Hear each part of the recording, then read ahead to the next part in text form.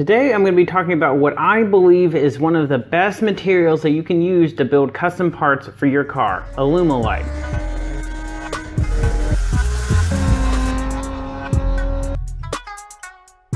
So this is how you will receive your Alumilite sheet. It'll be covered in this piece of plastic, and you just peel it off to expose your Alumilite. You can get this in many different colors: white, black, red, green, whatever you want. You can see the corrugated plastic going between the two sheets of aluminum. So we're going to go over its strengths, weaknesses, and we're going to compare it to a few different materials to see how it stacks up. On my car, the splitter, the side skirts, and the diffuser are all made out of Alumilite, which, as we just talked about, is basically corrugated plastic sandwiched between two thin pieces of aluminum. This material is excellent for large, flat surfaces that you want to be light and stiff at the same time. This is my third generation of splitter. The first one was made out of fiberglass. The second one was a combination of wood and ABS plastic, and this one is Alumilite, and it has held up extremely well. It's definitely seen some better days, and it's getting close to the point where it probably needs to be replaced, but overall I have been extremely happy with its durability. I was able to build a splitter that goes from 4 inches out in front of the car to the center line of the front axle, these side skirts, and the diffuser, all from a single 4-foot by 8-foot sheet of Alumilite. At the time, I paid $130 for the panel, and I believe it was an extra $35 or $40 for shipping. So total, I was somewhere in the $170 range. Hopefully I can find that link for you guys, and if I did, it is in the description below or the next best thing. For the purpose of this video, I'm not going to compare it to things like carbon fiber or fiberglass. Those require a lot of skill and effort. You're going to be making molds and plugs and all sorts of different things to make your parts, whereas with the 3 other materials I'm going to compare Alumilite to, all of those you're going to draw your design, you're going to cut it out and install it on the car. So they're all going to have very similar workups, and those are 1/4 inch ABS, 1/8 inch aluminum, and 1/2 inch plywood. So if you compare 6 mil Alumilite to those 3 materials, it definitely comes out on top. If we look at price,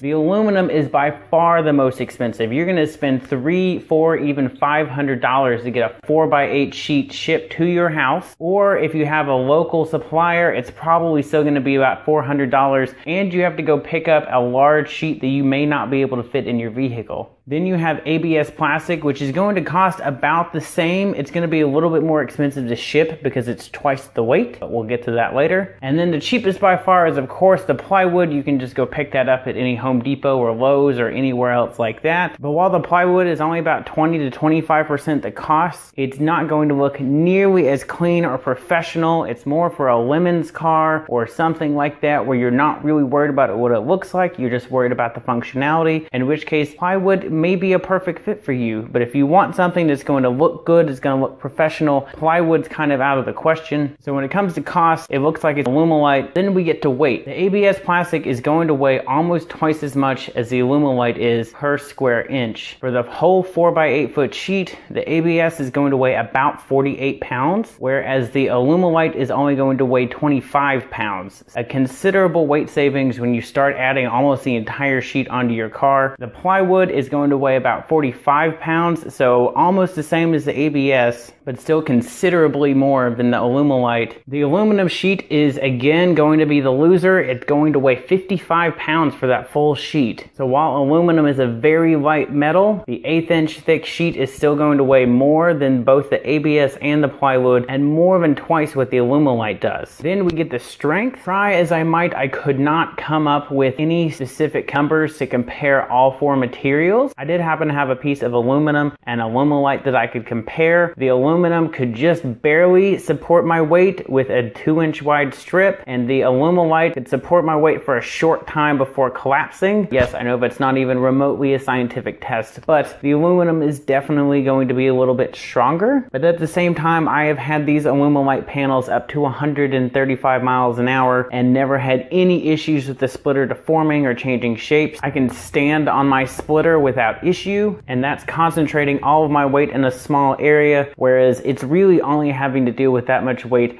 across the entire surface areas. Even if your splitter is generating something like 250 pounds of downforce, which would be a very effective amateur splitter, you're only going to see that 250 pounds spread across the entire surface area, whereas me standing on the edge of it is putting a lot of weight in one small area, and it's not going to see the weight distributed like that. For the plywood and the ABS, I'm sure the plywood is strong enough. Plywood is extremely stiff, and a 2-inch strip can also definitely support my weight, but again, it's not going to look as good. And for the ABS, I have a 1/4-inch thick piece of ABS that I use as my spoiler, and I can tell you it is not nearly as stiff as the other 3 materials. It's going to require a lot more support to handle the types of loads that it's going to see at 150 miles an hour. Of course, if strength is a concern for you and you're building something with extremely high downforce and extremely high top speeds, you can always go with 10 mil Alumilite. It's going to weigh more, obviously, so you're going to be more on equal weight with the aluminum and the plywood, but it is also going to be able to compete with them or perhaps exceed their capabilities of strength. Lastly, we come to ease of workmanship. I am sure that the Alumilite is the easiest. It cuts extremely easy and quick with a fine tooth blade on a jigsaw or a bandsaw. It just goes right through it like butter. I would say the wood is definitely the second place finisher here. It is pretty simple to cut through wood with something like a jigsaw. The ABS cuts pretty easy. The problem is it will start to melt on you as the blade gets hot, so you're going to have a lot of cleanup after the cut. It's hard to get a nice clean cut with it because as the blade melts things, you're just not going to have that nice straight edge like you would with other materials. And then last, we have the aluminum. Yes, 1/8-inch thick aluminum is not that difficult to cut, but it's probably going to take you 5 or 6 times as long to cut through that versus the Alumilite. And then the same applies for drilling holes through it or any other things. Any work you're going to do on it is going to be more difficult than it will be on the Alumilite. For finish quality, I would say the aluminum and the ABS would tie for first. You're going to get nice clean finishes. It just might take a little bit more work with more sanding and cleaning everything up. They'll definitely give you a nice quality finish. So with that tie for first, 3rd place goes to the Alumilite. It gives a beautiful clean finish here. This is very clean. I didn't have to do anything to it. It's very easy to keep clean. The problem is